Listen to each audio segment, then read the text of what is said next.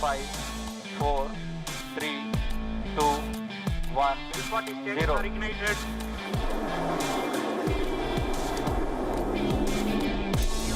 GSLV F-14 UMSAT 3DS progressing towards its destination. Clear sky. You can see the rocket, very beautiful.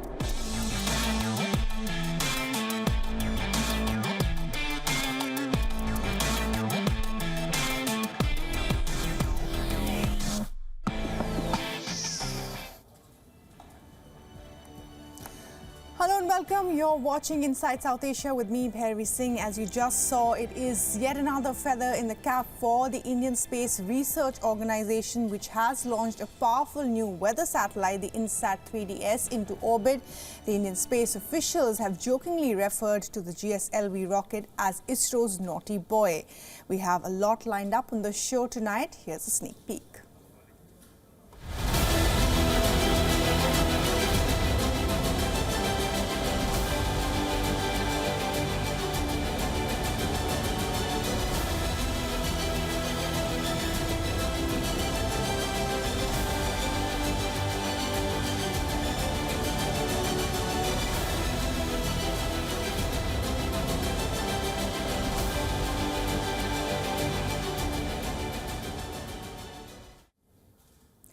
First up, well, the wait is finally over. Pakistan has a prime ministerial candidate, one that has found consensus. After 2 weeks of deliberations and hectic parleys, Shehbaz Sharif is the choice of the coalition of the PMLN and the PPP. The question now is, can he steer Pakistan to stability amid its economic chaos?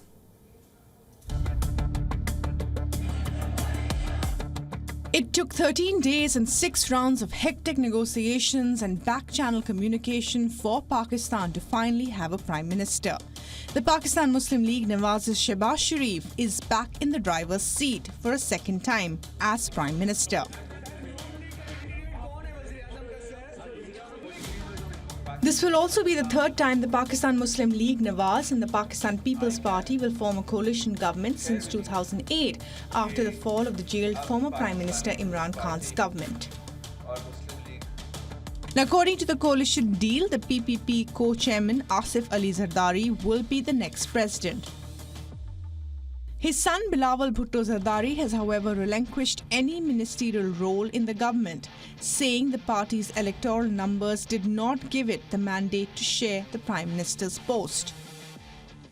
Together with the People's Party, we have the required number and we are in a position to form a new government. So I thank President Zardari and Chairman Bhutto for their efforts and cooperation in this. But the Pakistan election had no clear winners to begin with. The independents backed by the Pakistan Tehreek-e-Insaf won the maximum number of seats. However, with no party symbol and their leader Imran Khan in jail, the PTI was unable to cobble up a coalition. The Pakistan Muslim League Nawaz trailed behind them with 75 seats, while the People's Party of Pakistan got 54 seats. Khan's party has claimed that the alliance between the PMLN and the PPP is a mandate of thieves. It is also alleged widespread vote rigging and fraud in the elections. We are here on a leader's call for countrywide protests. What has happened to us, what has happened to the nation of Pakistan is bigger than theft and robbery. In the February 2024 election, PTI won 200 plus seats with a majority during the day. But the results were changed overnight. We are here against the theft of our vote.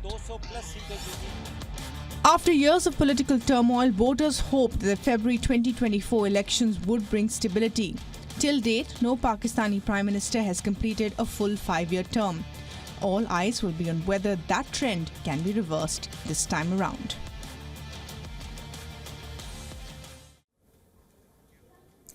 Well, despite clear indications over the last few months of all not being well between the Maldives and India at a political level, there are visible signs of enhancement in India's support mechanisms for the Maldives. Reports say India has actually doubled down on developmental projects and assistance.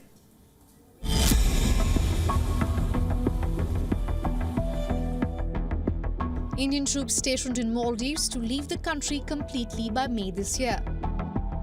A development that was expected to completely tip the boat. But India shows that neighborhood diplomacy cannot work that way.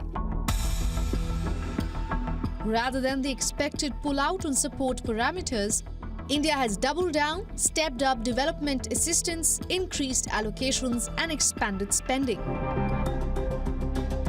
New Delhi has spent nearly $93 million on projects in the Maldives during this fiscal year, which ends in March according to an Indian official and government documents. That's more than 4 times that was spent in the previous year.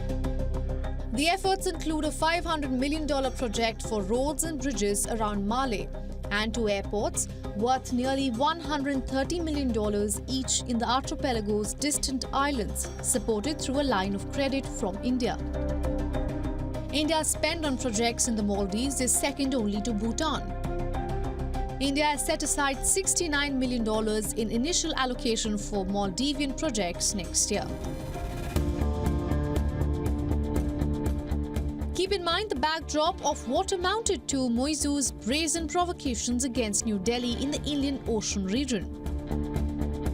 Mohammad Moizu broke with tradition and made his first foreign visit after election to Ankara and not to erstwhile closely allied New Delhi.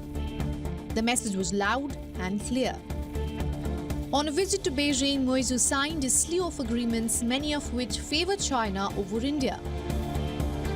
As an Indian delegation visited Malé for talks, Moizu announced that he wanted Indian troops out of the country.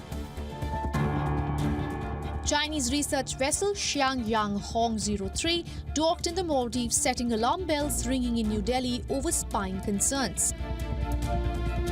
The row over Indian tourists visiting Maldives vis-à-vis the Lakshadweep Islands in India has meant more Chinese than Indian tourists in the Maldives this year, a first in decades. It has even extended to medical services. Emergency medical care in the form of air ambulances that came from India will now come from Sri Lanka from the 1st of March. Down the decades, India has often played first mover in emergency situations in the Maldives. And given the dire economic situation, India has refused to let things change.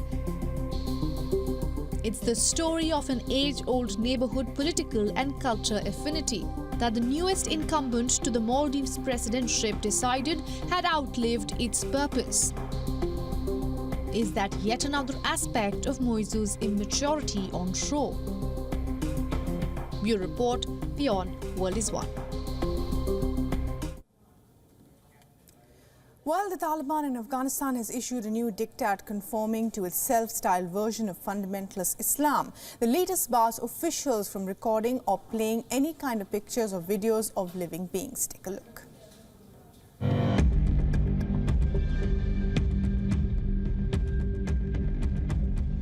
Big promises of a forward-looking, modernized Taliban 2.0 when they grabbed power nearly 3 years back stand firmly ground in the dust. The newest self-proclaimed holy ruling is refrain from taking pictures of living things in your formal and informal gatherings because it causes more harm than good. The order goes on to say text or audio content on official activities is allowed. To be noted, the ban on images of living beings echoes the previous Taliban rule from 1996 to 2001. The announcement itself was kept low-key, but the ramifications are huge. Right on top, it pushes Afghanistan further into dark times, much like many a misogynist Talibani diktat of the past.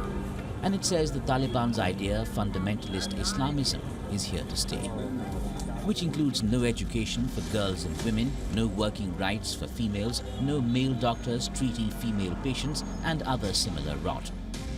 Little wonder that a UN report pointed out that the Taliban have put Afghanistan's clock back to the autocracy of the 1990s. Yet amid all of this, the Taliban demands that it be internationally recognized as a government. The group skipped a UN meeting of international envoys to Afghanistan held in Doha over the weekend, saying it wants no consultation with other sections of Afghan society and full international recognition. The global community looks for a way forward. We are in a kind of a situation of the chicken and the egg, which means with the Taliban thinking that the concerns of the international community are not their business, and wanting recognition and integration, and the international community thinking that there is no progress in relation to its main concerns, and so there is no progress also in the questions of recognition and integration. And one of our main objectives is to overcome this deadlock and to make sure that there is a roadmap in which both things can move and move forward in a positive way. Nearly 3 years into holding power in Afghanistan, all except China have refused to recognize the Taliban as the official government of Afghanistan. That itself says much. Besides the fact that Afghanistan languishes at the bottom of most, if not all, international development welfare indices. The road ahead for Afghanistan and its people doesn't look good. Well, news now from India's Kashmir Valley, where a massive avalanche has led to one skier dying while 7 others have been rescued. The incident happened at a ski resort in Gulmarg. Now, the government had already issued an avalanche warning in the upper reaches of the Kashmir region after heavy snowfall was witnessed in the last few days. As a result, it had led to the accumulation of snow in areas like Gulmarg, Kupwara and Gurez in northern Kashmir. The disaster management officials have advised caution in these places. Well, early in February, an eyewitness captured the moment a powerful avalanche rolled down a mountain in Sonmarg. The incident occurred near the construction site of the Zojila tunnel. Take a look at this video.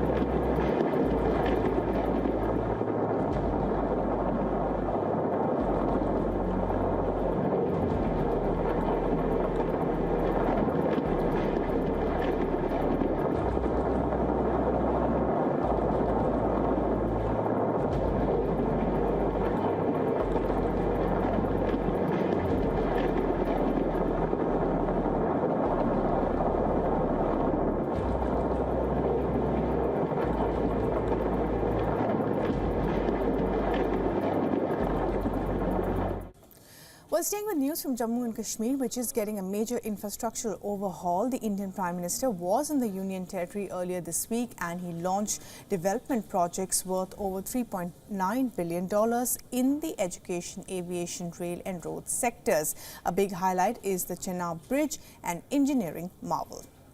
Srinagar station से चलने वाली पहली electric train और Sangaldan station से बारामूला के बीच चलने वाली train को अब माननीय प्रधानमंत्री जी झंडी दिखा के रवाना करेंगे।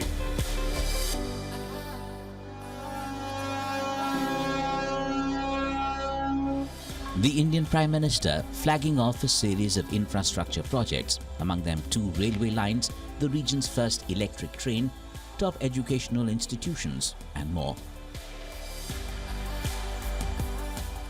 Marking his government's big development push for the region after Article 370 that gave Kashmir special status was abrogated. आज जम्मू कश्मीर विकसित होने के संकल्प के साथ आगे बढ़ रहा है। आज ही यहां 32,000 करोड़ रुपए के प्रोजेक्ट्स, उसका शिलान्यास और कुछ का लोकार्पण किया गया है। ये शिक्षा, कौशल, रोजगार, सेहत, उद्योग और कनेक्टिविटी से जुड़े प्रोजेक्ट्स हैं। Focusing on the electric train between Sangaldan and Baramulla, another massive connectivity landmark. And this masterpiece on this route, the Chenab Bridge. It's the highest single-arch railway bridge, not just in Asia, but the world. The arch bridge between Bakal and Kauri in Jammu and Kashmir's Riyasi district forms a crucial link from Katra to Banihal. An architectural marvel, the arch bridge is 1,178 feet above the riverbed, making it 35 meters taller than the Eiffel Tower. It has a lifespan of 120 years. It's taken engineers 3 years to build the arch with the help of 2 mammoth cable cranes which had been installed on both banks of the Chenab, the Kauri end and the Bakal end.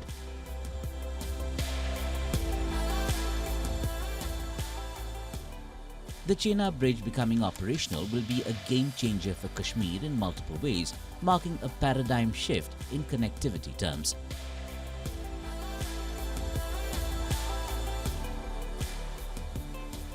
It will make commuting and transport of goods easier, boost tourism and bring economic development to the region. The bridge will also usher in development to surrounding areas in Jammu which did not have a basic road network. With the long approach road, 73 villages of the region, which were earlier only accessible by foot or boat, will now become within reach. It's also a boon for the armed forces deployed in the strategically important area, aiding military movement and security needs. One key infrastructural win and a fresh wave of potential emerges. The road ahead looks positive.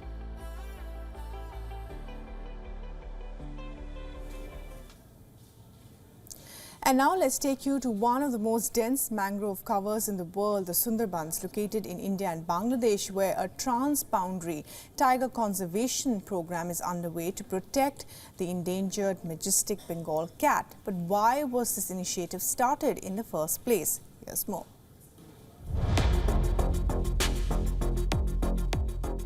The Sundarban Reserve Forest, an expanse of 10,000 square kilometers stretching from the Baleswar River in Bangladesh's Khulna division to the Hooghly River in India's state of West Bengal. The Sundarbans, literally beautiful jungles, are the largest contiguous mangrove forests in the world. Home to over 1,500 faunal species, the UNESCO World Heritage property spans 3 wildlife sanctuaries. It harbors 260 bird species and various endangered mammals and reptiles. Among its most famous residents is the Royal Bengal tiger, the best-known land-based predator in the Sundarbans. A cross-border initiative focused on harmonious coexistence with tigers in the Sundarbans has been underway since 2018.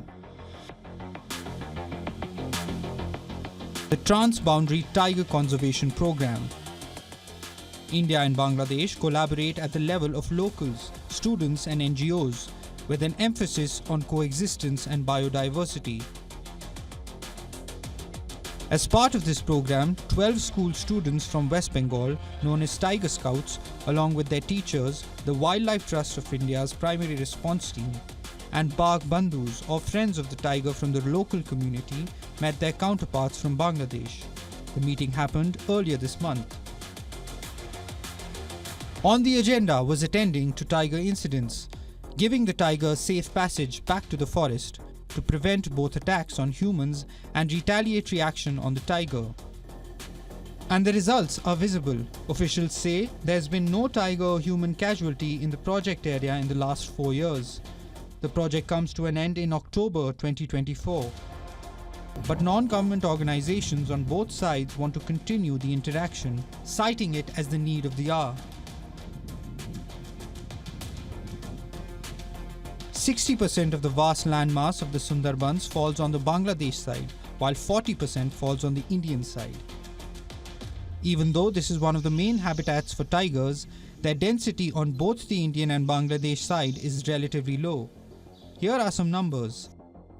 The Indian side is reported to have around 62 to 96 tigers, whereas Bangladesh has around 84 to 130.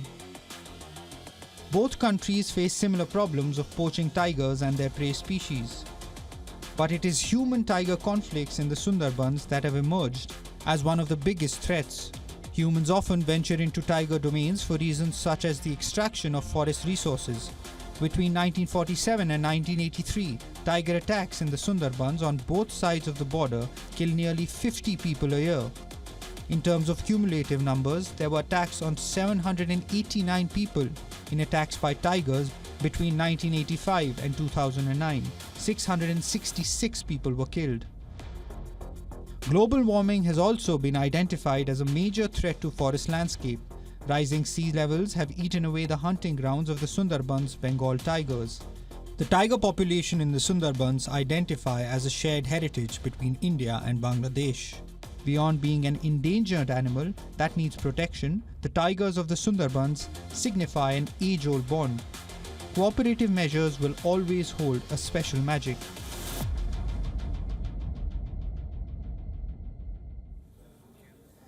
Well, that's all we have time for in this edition of Inside South Asia. But before we go, here's some trivia on the languages of South Asia, as 21st of February is celebrated as International Mother Language Day.